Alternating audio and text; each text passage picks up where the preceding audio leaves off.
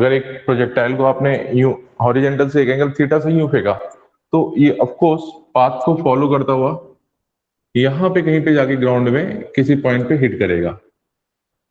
ठीक है, तो अभी क्या है कि इस तरह के मोशन को डिस्कस करने के लिए आपको मोशन को दो पार्ट में डिवाइड करना पड़ेगा। This is the x axis and this is the y axis. ये इसकी स्पीड होगी।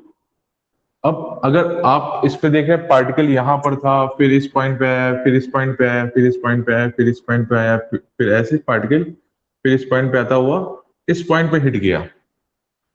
ठीक है, तो जहां से आपने फेंका उसको, ये वो पॉइंट हो गया, और जहां पे वो हिट किया ये पॉइंट आर हो गया। तो हॉरिजेंटल डिस्टेंस उसने जो कवर की, इसको कहते हो आप उसकी रेंज आर। ओके, और वर्टिकल मैक्सिमम हाइट कैसे, वर्टिकल मैक्सिमम हाइट क्या हुई? देखिए पार्टिकल अभी भी ऊपर जा रहा है, अभी भी ऊपर जा रहा है, तो उसकी हाइट बढ़ती जा रही है, हाइट बढ़ती जा रही है। लेकिन इस पॉइंट पे आके उसने एक हाइट गेन की, फिर उसकी हाइट डिक्रीज होने लगी, हाइट डिक्रीज होने लगी। तो this length is called H max.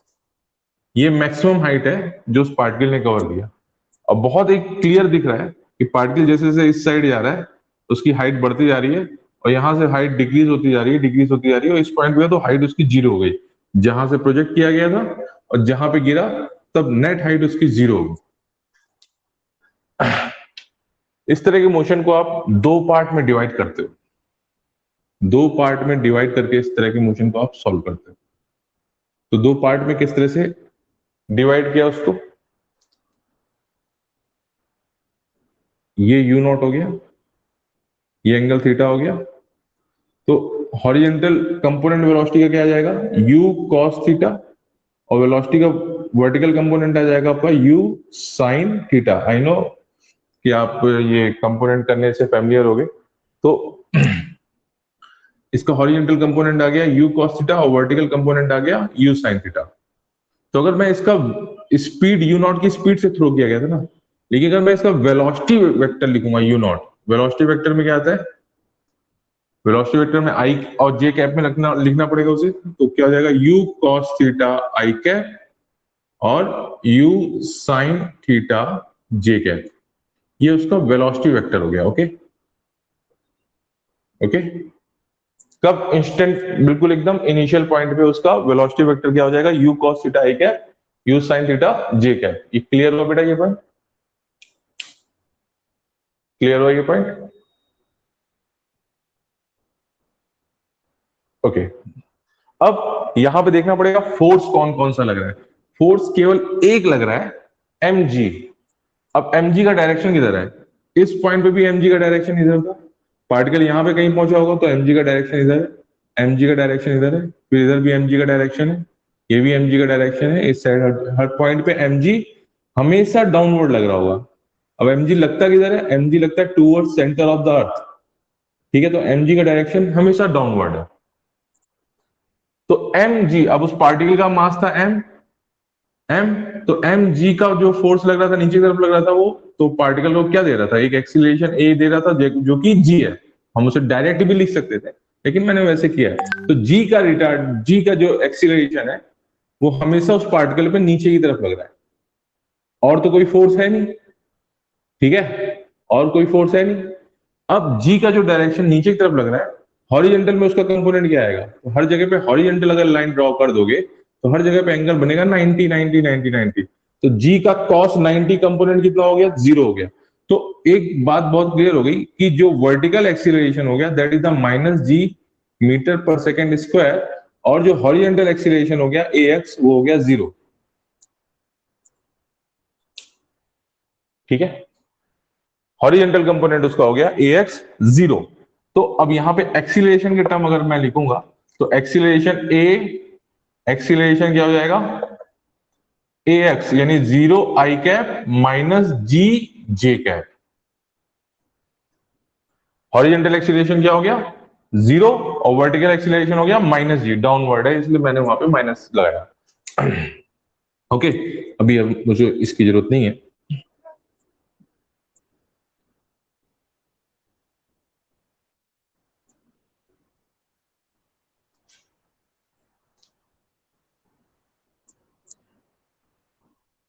Okay, अब मोशन को मुझे डिस्कस करना, तो मोशन को मैं यहाँ पे दो पार्ट में डिस्कस करूंगा। क्यों? क्योंकि उसमें एक हॉरिजेंटल डिस्प्लेसमेंट भी है और वर्टिकल डिस्प्लेसमेंट भी है। ठीक है, तो डिस्प्लेसमेंट की जब मैं बात कर रहा हूं तो मुझे ए एक्सीलरेशन और उसकी जो वेलोसिटी है वो वेक्टर के फॉर्म में डिस्कस करनी पड़ेगी। तो यहाँ पे मैंने एक्स एक्सेस के मोशन को अलग से डिस्कस किया और वाई एक्सेस के मोशन को मैंने अलग से डिस्कस किया। ठीक है, तो एक्स एक्सेस में इनिशियल वेलोसिटी कितनी हो गई, यू एक्स, जो कि है u cos theta. What is the ax? Ax is 0. ठीक है, sorry, what is the ax? Ax acceleration is 0. What is the uy? Uy vertical velocity हो गई u sin theta. एक्सीलरेशन उनका कितना हो गया, -g metre per second square. ठीक है, पार्टिकल मान लेता हूं मैं इस पॉइंट पर आ गया, तो इस पॉइंट पर उसने एक हॉरिजॉन्टल डिस्प्लेसमेंट x कवर कर लिया और वर्टिकल डिस्प्लेसमेंट उसने कुछ कवर किया है y।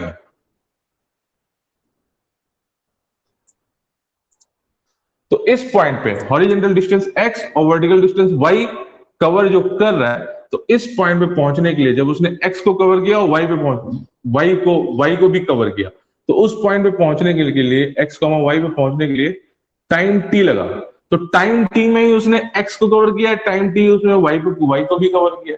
तो दोनों मोशन में कॉमन क्या होगा, दोनों मोशन में कॉमन होगा t, और यही टाइम t दोनों इक्वेशन को कनेक्ट करेगा, उसके बीच में रिलेशन जनरेट करेगा। ठीक है, अब पहला यहां पे कॉन्सेप्ट आता है time of flying. Time of flying capital T कैसे निकालोगे? तो अगर आपने यहां से एक लाइट डाल दी, मान लीजिए आपने एक लाइट डाल दी, ठीक है, हॉरिजॉन्टल लाइट डाल दी, तो उस पार्टिकल का शैडो बन रहा होगा क्या कुछ? तो उसका शैडो कैसे जाएगा? शैडो वर्टिकल डायरेक्शन में मोशन करेगा, वर्टिकल डायरेक्शन में मोशन करेगा, तो ये पहले ऊपर जा रहा है, ऊपर जा रहा है, ऊपर जा रहा है, ऊपर जा रहा है, और ये एच मैक्स तक उसने हाइट कवर की, फिर वो नीचे आएगा, नीचे आएगा, नीचे आएगा, और फिर इस पॉइंट पे वापस आ जाएगा। तो इतने ही टाइम में तो पार्टिकल, जितने टाइम में उसके शैडो ने वर्टिकल डिस्टेंस को कवर किया, वर्टिकल डिस्टेंस दोबारा 0 हो गई, उतने ही टाइम तक तो पार्टिकल एयर में रहा ना। तो जितने टाइम तक पार्टिकल प्रोजेक्टाइल मोशन में, पार्टिकल एयर में रहता है, that is called time of flying. That is called time of flying. तो टाइम ऑफ फ्लाइंग में एक चीज बहुत क्लियर है कि वर्टिकल डिस्प्लेसमेंट s 0 हो गया। तो यहां पे क्या करोगे, s 0 हो गया, तो किस वर्टिकल डायरेक्शन होगा ना, तो मुझे वर्टिकल वाले पार्ट की जरूरत है। तो फॉर्मूला लगाओगे s equal to ut plus half at square. तो वर्टिकल डिस्प्लेसमेंट 0 हो गया, तो s इक्वल टू 0 रख दिया। u कितना उस डायरेक्शन में, u sine theta t minus g by 2 into t square. यहां से t कॉमन ले लिया, u sine theta minus g by two into t is equal to 0। तो यहां से दो सॉल्यूशन आते हैं, t इक्वल टू 0, एक बार t इक्वल टू 0 और एक बार यहां पे इस वाली इक्वेशन को 0 करोगे, तो t इक्वल टू आएगा आपका 2u sine theta by g. ठीक है, तो यहां से मुझे मैथमेटिकली दो सॉल्यूशन मिले। मैथमेटिकली दो सॉल्यूशन का मतलब मिले t इक्वल टू 0 और t equal to 2u sine theta, यानी वर्टिकल डिस्प्लेसमेंट जो है वो दो इंस्टेंट पे 0 हो रहा है। एक t equal to 0, t equal to 0 यानी जब प्रोजेक्टाइल को जस्ट प्रोजेक्ट किया गया तो उसका वर्टिकल डिस्प्लेसमेंट 0 था, और दूसरा t equal to 2u sine theta जब प्रोजेक्टाइल ग्राउंड को दोबारा हिट किया, उस टाइम पे उसका फिर से वर्टिकल डिस्प्लेसमेंट 0 हो गया। ठीक है, तो what is the time of flying? Time of flying equal to 2u sine theta by g. तो टाइम ऑफ फ्लाइंग कितना हो गया यहां से, 2u साइन थीटा बाई जी। एक स्टैंडर्ड फॉर्मूला है हॉरिजॉन्टल प्रोजेक्टाइल में, आपको याद होगा आई होप। ओके,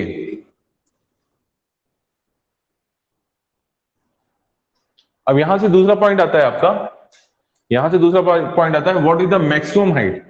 तो मैक्सिमम हाइट के लिए क्या करोगे, पार्टिकल को यहां से प्रोजेक्ट किया जाएगा आपने, तो मैं केवल वर्टिकल वाले पार्ट को डिस्कस कर रहा हूं। तो पार्टिकल ऊपर जा रहा है, ऊपर जा रहा है, ऊपर जा रहा है, उसकी स्पीड कम होती जा रही है, और इस पॉइंट पे जाके उसकी स्पीड 0 होगी। देखो कैसे, हॉरिजॉन्टल वेलोसिटी तो सब जगह u cos थीटा ही रहेगी।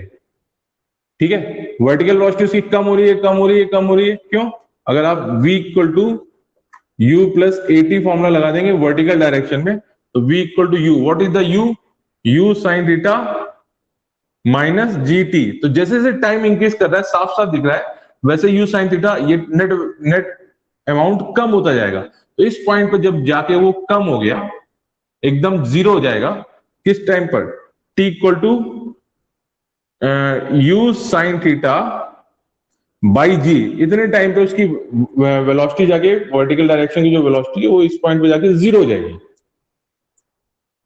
ठीक है, तो इतने टाइम में उसने कितनी हाइट जो कवर की होगी, that is the h max. H max, h max, तो एच मैक्स तक कवर करने में उसको जो टाइम लगा that is the u sine theta by g. लेकिन अब सिंपल तरीका ये है कि हम यहाँ पे ये फॉर्मूला लगाते हैं, v square equal to u square plus twice a s, तो फाइनल वेलोसिटी हो गई जीरो।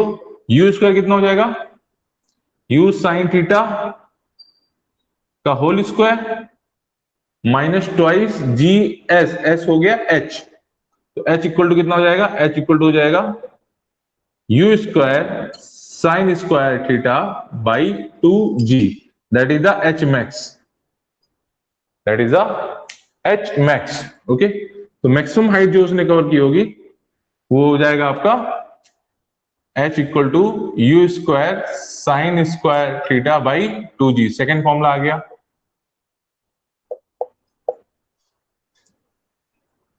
ठीक है, थर्ड इसमें पार्ट आता है, थर्ड इसमें पार्ट आता है हॉरिजॉन्टल रेंज का। तो रेंज के लिए, अब रेंज किस डायरेक्शन में, रेंज एक्स डायरेक्शन में ना, यानी एक्स एक्सिस वाले पार्ट को डिस्कस करेंगे। तो एक्स एक्सिस वाले पार्ट में हॉरिजॉन्टल वेलोसिटी क्या हो गई थी, यू कॉस थीटा। ठीक है, और पार्टिकल को यहां तक गिरने में टाइम कितना लगा, टाइम लगा था वही लगा था जो टाइम ऑफ फ्लाइंग था, that is two u sine theta by g. ठीक है, एक्सीलरेशन ए एक्स क्या है, acceleration a x, horizontal direction में कोई भी एक्सीलरेशन नहीं था, तो ए एक्स हो गया जीरो। जब ए एक्स जीरो हो गया, इसका मतलब ये पार्टिकल यहां पर u cos थीटा की कांस्टेंट वेलोसिटी से हॉरिजॉन्टल डिस्प्लेसमेंट को कवर करता है, और यहां तक कवर करता है। तो इसका मतलब पार्टिकल में हॉरिजॉन्टल वेलोसिटी हर पॉइंट पे कांस्टेंट थी और राइट साइड में थी।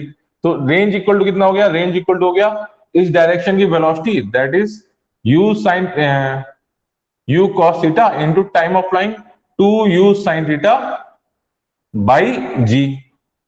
तो रेंज इक्वल टू कितना हो गया, u square into two sine theta cos theta by g. तो r इक्वल टू कितना हो गया, u square sine two theta by जी।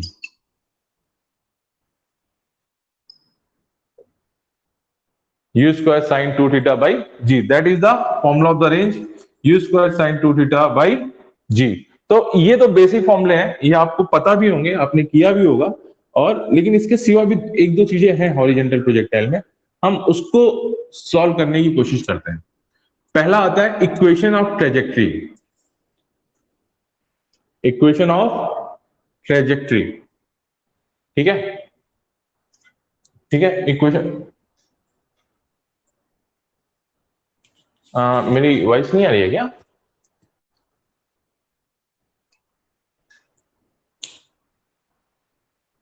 अभी क्लियर है?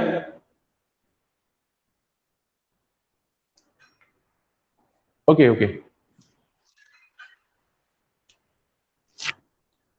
मैंने आपको तीन फॉर्मूले बताए, time t equal to two u sine theta by g, range r equal to u square sine two theta by g, and h equal to u square sine square theta by two g. इसके मैंने derivation करवाया। ठीक है, इसके सिवा एक दो चीजें और है, वो हम यहां पर कर लेते हैं हॉरिजॉन्टल प्रोजेक्टाइल में।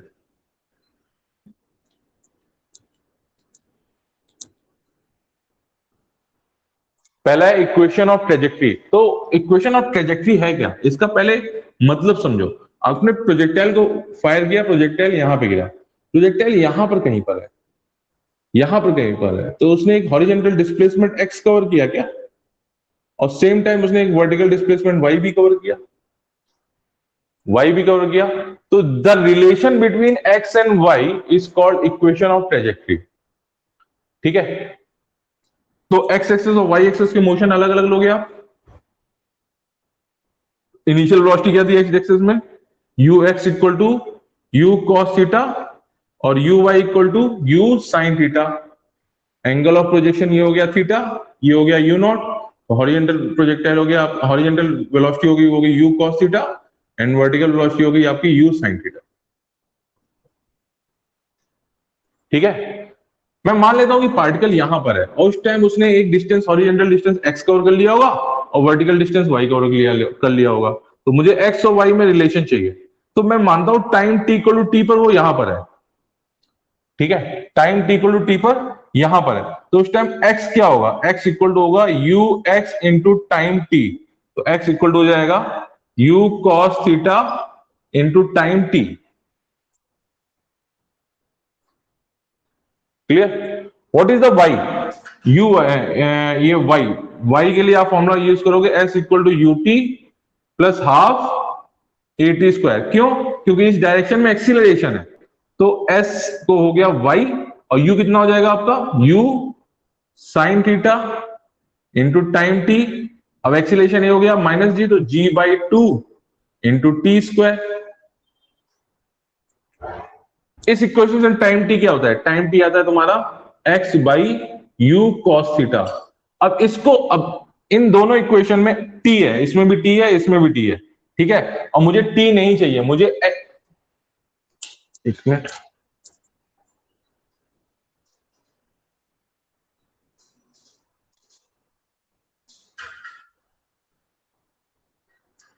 इन दोनों ही इक्वेशन में s equal to u t plus half a t square है, तो एस को रख दिया वाई, वर्टिकल डिस्प्लेसमेंट एस हो गया y, u sine theta t minus g by two t square. मुझे टी नहीं चाहिए, मुझे एक्स और टी में रिलेशन चाहिए, तो ऑफ कोर्स यहां से टी की वैल्यू उठा के इस इक्वेशन में रख देंगे। तो ये हो जाएगा आपका y equal to u sine theta, u sine theta t x क्या है आपका x by u cos theta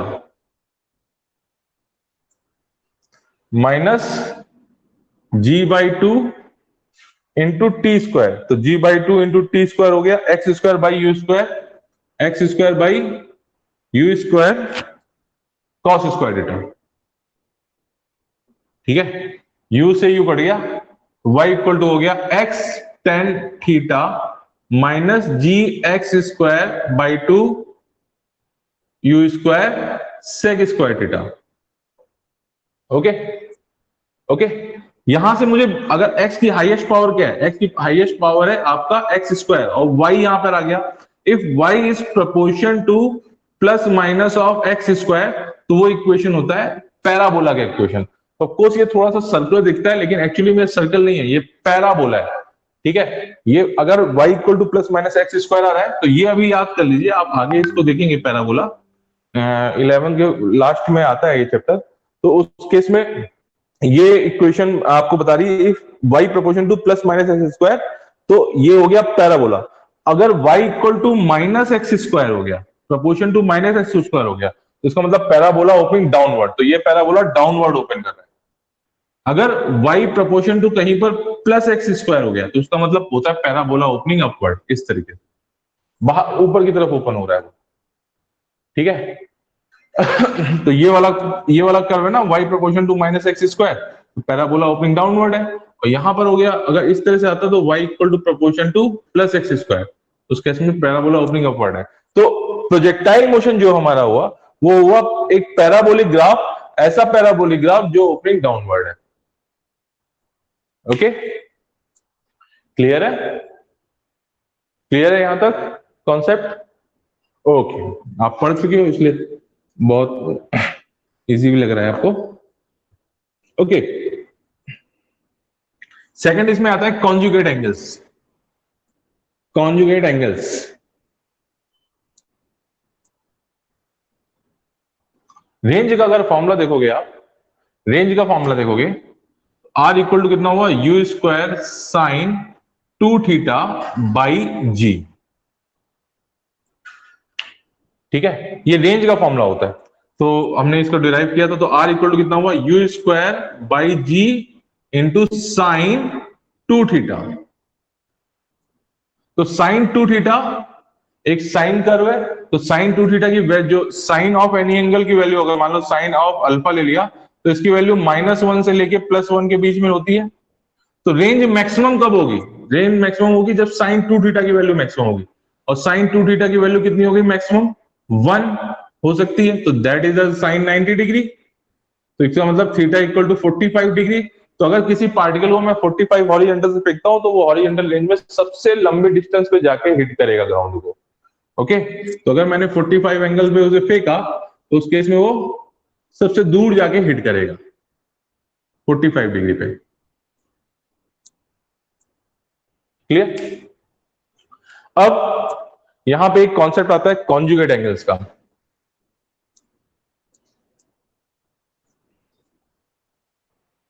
conjugate angles का मतलब क्या हुआ कि अगर मान लो कि मैंने प्रोजेक्टाइल फेंकना चालू किया, लेकिन मेरा थीटा बहुत कम था, प्रोजेक्टाइल यहीं पे गिर गया, मैंने थीटा बढ़ाया, प्रोजेक्टाइल थोड़ा सा और दूर गिरा जाके, मैंने और थीटा बढ़ाया, प्रोजेक्टाइल और अच्छे दूर गिरा, मैंने 45 पे फेंका, प्रोजेक्टाइल यहां पे जाके हिट किया। लेकिन अगर मेरा एंगल ऑफ प्रोजेक्शन 45 से ऊपर हो गया, मान लो 50 डिग्री हो गया, तो अब उसकी हाइट बढ़ जाएगी लेकिन उसकी रेंज कम हो जाएगी। क्लियर ये पॉइंट? फिर मैंने और एक एंगल से फेंका तो फिर उसकी हाइट बढ़ गई लेकिन उसकी रेंज कम हो गई। तो आपको क्या दिखेगा कि 45, मान लीजिए ये वाला पॉइंट ले लेता हूं मैं, ये O हो गया और ये हो गया A। तो A पर पार्टिकल को हिट करने के लिए आपको दो एंगल मिलेंगे, एक एंगल मिलेगा 45 से कम और दूसरा मिलेगा 45 से ज्यादा। तो 45 से कम वाला एंगल मैंने मान लिया अल्फा है और 45 से ज्यादा वाला एंगल मैंने मान लिया बीटा है। तो एक चीज दोनों के लिए क्लियर है कि 45 अल्फा एंगल के लिए उसका रेंज आर नॉट हो गया और बीटा के लिए भी उसका रेंज आर नॉट हो गया, बीटा के लिए भी उसका रेंज आर नॉट हो गया। ठीक है, तो यानी ये ऐसे दो एंगल होंगे। अब मेरे को पता ये करना है कि अल्फा और बीटा में क्या रिलेशन होगा, तो मैं दोनों के लिए रेंज का फॉर्मूला लगाता हूं। तो दोनों के लिए मैं रेंज का फॉर्मूला लगाता हूं, तो अल्फा के लिए आपने रेंज का फॉर्मूला लगाया तो क्या हुआ, यू स्क्वायर साइन 2α/g, और बीटा के लिए आपने रेंज का फॉर्मूला लगाया तो कितना हो गया, यू स्क्वायर साइन 2β/g। अब दोनों के लिए रेंज सेम है तो मैंने इक्वल कर दिया, वैल्यूज कट गई। तो साइन 2α इक्वल टू साइन 2β। अब इस पॉइंट पे बेटा अगर आप 11th में फ्रेशर हो, एकदम ऑफ कोर्स फ्रेशर ही हो फ्रेशर ही हो, तो इस पॉइंट पे हम अगर 11th तक के जो नॉलेज है उसके हिसाब से अगर मैं बोलूं तो आप अल्फा इक्वल टू बीटा बोल दोगे। ठीक है, ये गलत नहीं है, ये सही है, लेकिन और भी ऐसे रिलेशन हो सकते हैं, और भी ऐसे एंगल हो सकते हैं जिसके लिए वो वैल्यू सेम हो सकती है। इसको समझने के लिए, इसका जनरल सॉल्यूशन समझने के लिए साइन का ग्राफ देखिए। तो ये साइन का ग्राफ ऐसा हुआ क्या, ऐसा होता है? तो अगर आप इसको आगे बढ़ाते जाएंगे तो ऐसा दिखता जाएगा, दिख रहा होगा आपको शायद, मैं नीचे ड्रॉ कर देता हूं, यहां पर ड्रॉ कर देता हूं। साइन का ग्राफ कुछ कुछ ऐसे होता है। ठीक है, तो अगर मैं 1/2 पूछूं, मैंने कहा 1/2 वैल्यू कहां होगी, तो 1/2 से आपने हॉरिजॉन्टल लाइन ड्रॉ कर दी। ठीक है, तो आपको ऐसे बहुत एंगल मिलेंगे, ये एंगल मिलेगा अल्फा, ये एंगल मिल गया बीटा। ठीक है, फिर यहां पे एक एंगल गामा होगा, यहां पे एक गामा फाई हो गया, मान लीजिए म्यू हो गया। ठीक है, तो साइन अल्फा की वैल्यू भी 1/2 होगी, साइन बीटा की वैल्यू भी 1/2 होगी, साइन गामा की वैल्यू भी 1/2 होगी, साइन म्यू की वैल्यू भी 1/2 होगी। ठीक है, तो they are number of solutions. तो अगर मैं यूं बोलता हूं sine alpha equal to sine beta, तो अल्फा इक्वल टू बीटा सही है, लेकिन ये उन हजारों सॉल्यूशन में से, इनफाइनाइट सॉल्यूशन में से केवल एक सॉल्यूशन है। तो यहां पे आपको general solution of this equation की जरूरत पड़ती है, तो वो अभी याद कर लो, वो मैथ्स के सर आपको अच्छे से बताएंगे आपके। ठीक है, तो वो अगर आप याद कर लीजिए, तो अगर if sine alpha equal to sine beta होता है तो जनरल सॉल्यूशन होता है alpha equal to n pi plus -1 की पावर एन बीटा। ठीक है, ये आपका जनरल सॉल्यूशन होगा। तो अभी इसी जनरल सॉल्यूशन को मैं यहां पे लगाता हूं, तो यहां पे क्या हो गया, 2α equal to n pi plus -1 की power n beta, twice beta. ठीक है, तो अल्फा इक्वल टू कितना हुआ, इसको मैं इस साइड लिखता हूं, अल्फा इक्वल टू हुआ आपका, अल्फा इक्वल टू हुआ आपका n pi by two plus minus one की पावर एन बीटा। ठीक है, तो अगर आपने n इक्वल टू जीरो ले लिया, अब अगर आप if put n equal to zero, तो n इक्वल टू जीरो में क्या हुआ, अल्फा इक्वल टू जीरो हो गया ये, और ये भी जीरो हो गया, बीटा तो अल्फा इक्वल टू बीटा तो आप वैसे भी जानते थे कि ये एक सॉल्यूशन होगा, उसको आपने डायरेक्ट पुट कर लिया। अब आप n equal to one put कीजिए, तो n इक्वल टू वन में क्या हो जाएगा, alpha equal to pi by two minus beta. ठीक है, तो ये आपको यहां से सेकंड रिलेशन मिल जाएगा, यानी alpha plus beta equal to pi by two, alpha plus beta equal to pi by two. तो अगर एक एंगल 15 डिग्री है, अगर एक 15 डिग्री पे, यानी मान लीजिए ये 15 डिग्री पे यहां पे हिट किया, 15 डिग्री पे अल्फा इक्वल टू 15 डिग्री है, ठीक है, तो बीटा क्या होगा, तो 15 degree plus beta equal to 90 degree. ठीक है, तो इसका मतलब ये हो गया आपका beta equal to 75 degree, 75 degree पे वो फिर से हिट करेगा, यानी ये अगर अल्फा 15 डिग्री था और बीटा आपको पता नहीं था, तो alpha plus beta equal to 90, तो साफ साफ दिख रहा है कि बीटा इक्वल टू 75 डिग्री पे फिर से वो हिट करेगा। तो यहां से आपने फायर किया 15 डिग्री पे, यहां पे हिट किया, और इसी पॉइंट पे अगर आपको दोबारा हिट करना है तो आपको प्रोजेक्टाइल को 75 डिग्री पे फायर करना पड़ेगा, तो वो फिर से इसी पॉइंट पे हिट करेगा। ठीक है, तो that is the concept of conjugate angles. Clear है क्या बेटा? ओके, इस पे छोटे छोटे ऑब्जेक्टिव क्वेश्चन आते हैं, ठीक है, कॉन्जुगेट एंगल पे।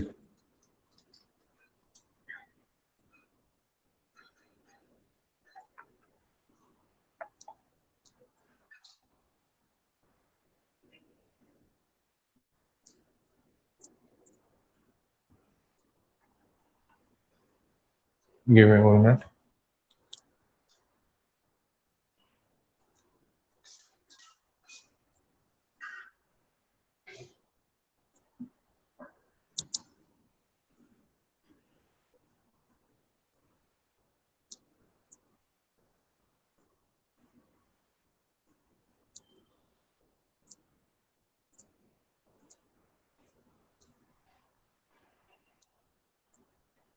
ओके, कॉन्जुगेट एंगल में आपको रिलेशन मिल गया, alpha plus beta equal to 90 degree है, तो वो एंगल कॉन्जुगेट है। कॉन्जुगेट का मतलब क्या हुआ, उन दोनों एंगल पे प्रोजेक्टाइल जो आपने फायर किया है वो सेम रेंज को अचीव करेंगे।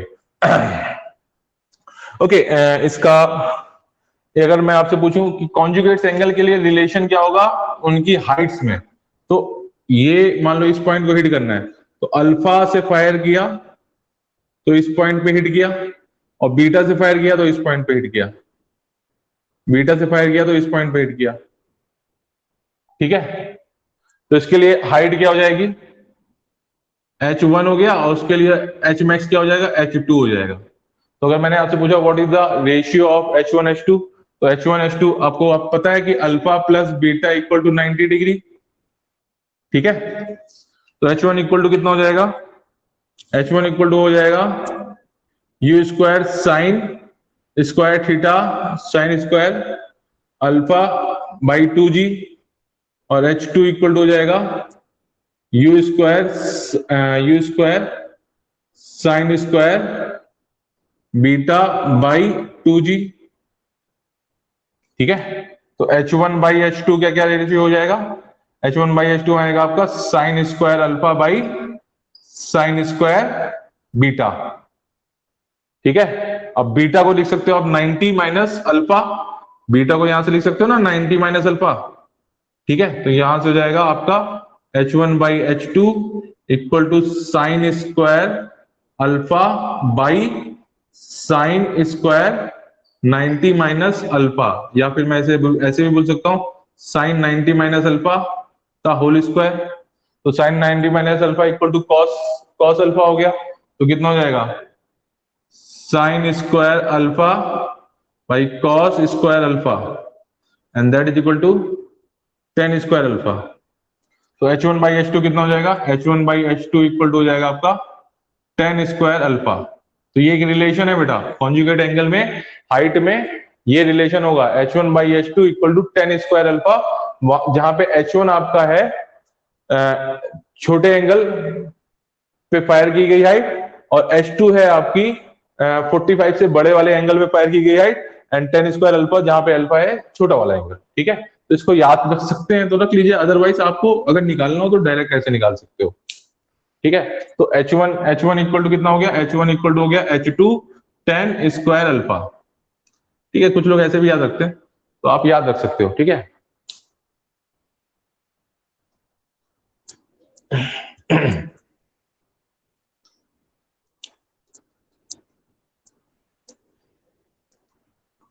ओके। ये जितने भी फॉर्मूले थे ये सब हॉरिजेंटल प्रोजेक्टाइल के लिए वैलिड थे। ठीक है, हॉरिजेंटल प्रोजेक्टाइल के लिए वैलिड का मतलब क्या हुआ, पार्टिकल को आपने एक पॉइंट से फेंका और पॉइंट वो पार्टिकल जाके उसी हॉरिजेंटल प्लेन में किसी दूसरे पॉइंट पे हिट करती है। ठीक है, तो वो आपका हॉरिजेंटल प्रोजेक्टाइल हो गया, यानी प्रोजेक्टाइल ऑन हॉरिजेंटल। लेकिन अगर मान लो प्रोजेक्टाइल को आप किसी छत से फेंकते हो या किसी टावर से फेंकते हो तो उस केस में रिलेशन डिफरेंट हो जाते हैं। ठीक है, तो मैं वो केस डिस्कस कर लेता हूं। ओके,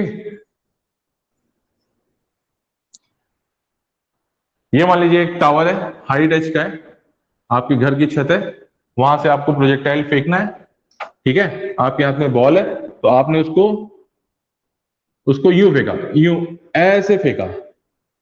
ठीक है, आपके छत से उसका एंगल ऑफ प्रोजेक्शन जो है वो बोल देता हूं मैं थीटा है, एंगल ऑफ प्रोजेक्शन थीटा है। तो अब वो वहां से आपसे पूछता है कि बताओ भाई कितनी रेंज कवर की उसने, कितना टाइम ऑफ फ्लाइंग रहा उसका।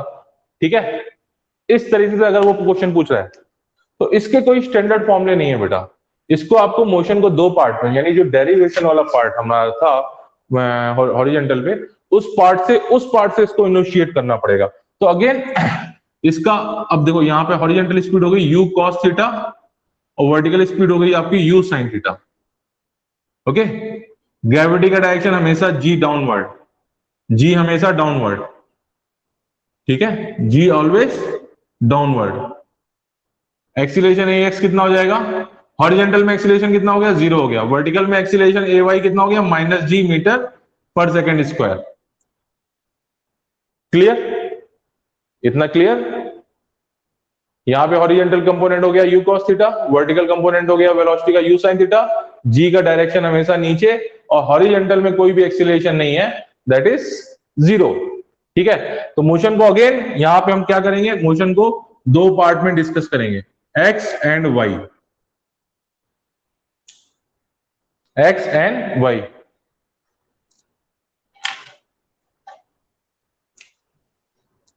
ठीक है, तो what is the u x equal to हो गया आपका u cos theta, what is the u y equal आपका हो गया यू साइन थीटा। ठीक है, what is the a x is 0, horizontal पे एक्सीलरेशन 0 है। What is the a y, minus g metre per second square. Okay, particle को आपने इस पॉइंट से फेंका, पार्टिकल ऐसे पाथ को कवर करते हुए इस पॉइंट पे आया, तो अगर यहां से आपने पैरेलल बीम ऑफ लाइट डाल दी, ठीक है, ठीक है, तो अब क्या हुआ, पैरेलल बीम ऑफ लाइट मैं एक्स एक्सेस से पैरेलल डाल रहा हूं, एक्चुअली में मैं क्या देखना चाहता हूं, मैं देखना चाहता हूं वाई एक्सेस में शैडो कैसे मूव किया। तो ये लाइन अगर मैंने ले ली तो वाई एक्स में शैडो जो हुआ वो पहले ऊपर जाएगा, जैसे जैसे पार्टिकल इस पॉइंट पे आता जाएगा वो ऊपर जाएगा ऊपर जाएगा ऊपर जाएगा, और फिर इस पॉइंट से पार्टिकल जैसे नीचे आएगा वो शैडो नीचे आएगा नीचे आएगा। इस पॉइंट पे जब पार्टिकल आ गया तो उसका जो शैडो है वाई एक्सेस में वो इस पॉइंट पे आ जाएगा। उसके बाद ये नीचे आता जाएगा, जैसे जैसे पार्टिकल नीचे जाता जाएगा उसके बाद ये नीचे आता जाएगा नीचे आता जाएगा, और जैसे ही पार्टिकल यहाँ पे हिट किया शैडो आके यहाँ पे रुक जाएगा। क्लियर क्या ये पॉइंट, क्लियर। वाई एक्सेस में मैं उसके शैडो के मोशन को देख रहा हूं जो कि उसका वर्टिकल डिस्प्लेसमेंट बताएगा। तो what is the vertical displacement, अगर ये हाइट एच है तो vertical displacement s equal to होगा, अब ये u साइन थीटा आपने पॉजिटिव लिया था, g को निगेटिव लिया था, डिस्प्लेसमेंट भी तो नीचे की तरफ हुआ ना बेटा, तो वो हो जाएगा माइनस एच। ठीक है, माइनस एच। तो अगर मुझे टाइम ऑफ फ्लाइंग निकालना पड़ेगा तो मुझे क्या चाहिए, मैं निकालूं। अब क्या हुआ, पार्टिकल यहां से लेके यहां तक जब गिरा तब तक वो हवा में रहा ना, तो that is the time of flying. तो मैं क्या करूंगा, s equal to u t plus half a t square formula लगा दूंगा। किसमें, केवल वाई एक्सेस में। तो what is the displacement, displacement is minus h. बेटा यहां पे याद रखिएगा, नहीं तो गड़बड़ कर दें, यहां पे आप वो वहां पे प्लस एच रख देंगे।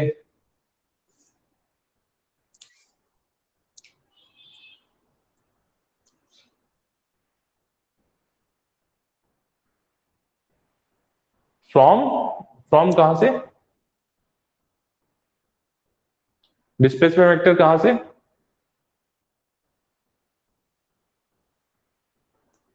इस पॉइंट से क्या, इस पॉइंट से, ओ से,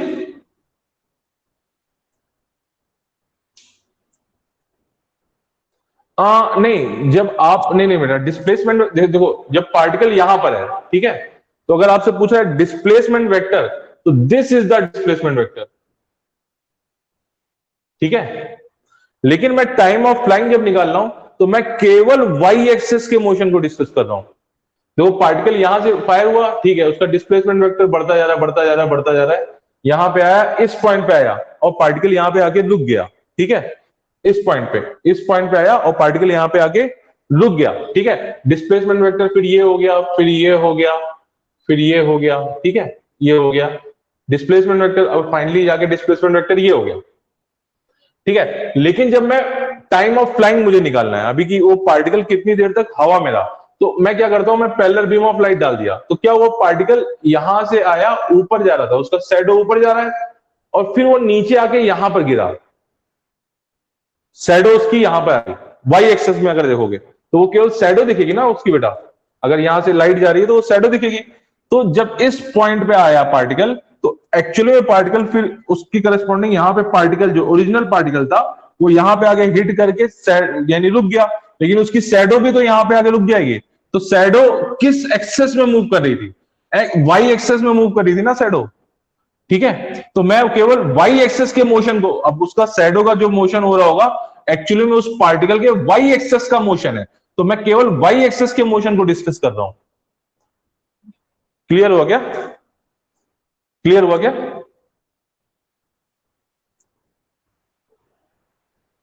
क्लियर हुआ बेटा, ओके। तो अब यहां पे क्या करोगे, जब आपने देखा कि डिस्प्लेसमेंट नीचे की तरफ कितना हुआ, तो माइनस एच हुआ।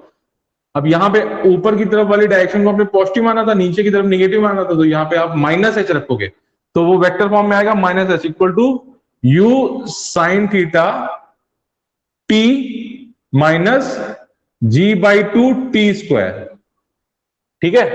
एच की वैल्यू रख दी, यू साइन थीटा की वैल्यू रख दी आपने, टाइम टी में आपको एक क्वाड्रेटिक मिल रही, तो यहां से जब इस क्वाड्रेटिक, अब इसको सॉल्व करने के लिए बेटा आपको यू थीटा और एच की वैल्यू गिवन होनी चाहिए थी क्वेश्चन में, लेकिन इस केस में गिवन नहीं है। तो हम यहां पे देख रहे हैं कि ये आपको एक क्वाड्रेटिक क्वेश्चन मिल रही है, किसमें, टाइम टी में।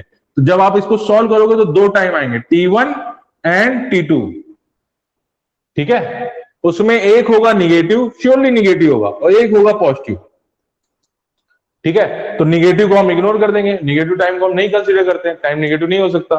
Time t equal to zero यहां से चालू हुआ, तो टी इक्वल टू -2 प्लस वाले टाइम को आप कंसीडर करोगे, तो वो आपका आ जाएगा T2 is the time of flying,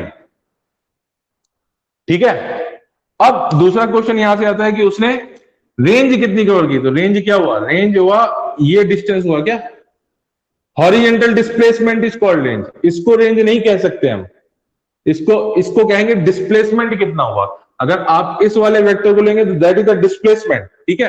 अगर वो कह रहा है रेंज कितनी कवर की, तो the range is the horizontal displacement only, यानी इस वाले वेक्टर का हॉरिजेंटल कंपोनेंट, और इस वाले वेक्टर का वर्टिकल कंपोनेंट तो एच है ही है, ठीक है। तो हॉरिजेंटल जो आपका हॉरिजेंटल जो डिस्प्लेसमेंट होगा दैट इज कॉल्ड रेंज। तो हॉरिजेंटल स्पीड उसकी क्या थी, यू कॉस थीटा थी क्या, और हॉरिजेंटल में एक्सीलरेशन था 0, तो इसका मतलब हर जगह पे उसकी हॉरिजेंटल वेलोसिटी कांस्टेंट रहेगी। तो रेंज आर इक्वल टू कितना आ गया, आर इक्वल टू हो गया you cos theta into time of flying, कौन सा time of flying, T2, T2 that is the range, that is the range, clear? Clear? अगर displacement पूछेगा तो दिस इज द डिस्प्लेसमेंट, यहां से आपको प्रोजेक्टाइल प्रोजेक्ट किया गया और यहां से आके यहां पे उसने हिट किया, तो दिस इज द डिस्प्लेसमेंट। तो डिस्प्लेसमेंट डी इक्वल टू क्या हो जाएगा, अंडर रूट ऑफ एच का स्क्वायर प्लस आर का स्क्वायर का अंडर रूट, तो दैट इज द डिस्प्लेसमेंट। और डिस्प्लेसमेंट वेक्टर पूछेगा अगर, तो डिस्प्लेसमेंट वेक्टर पूछेगा तो आर आई कैप और minus h j cap, that is a displacement vector. This is the displacement vector r. R i cap horizontal जो positive direction में, और माइनस एच, अगर एक्स वाई कोऑर्डिनेट इसको ले लिया तो that is the minus h, negative direction में that is the minus h j cap, तो that is the displacement vector. Clear है क्या बेटा?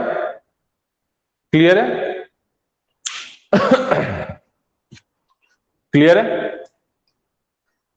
ओके ठीक है, एक काम कीजिए, आप अपना असाइनमेंट अटेम्प्ट कर लो वहां पर आपका बटलीवाल का जो भी है, और मेरे को डाउट अपना पोस्ट कर देना, ठीक है? क्लियर? क्लियर? अभी के लिए हम यहाँ पे रुकते हैं, चलिए, गुड डे।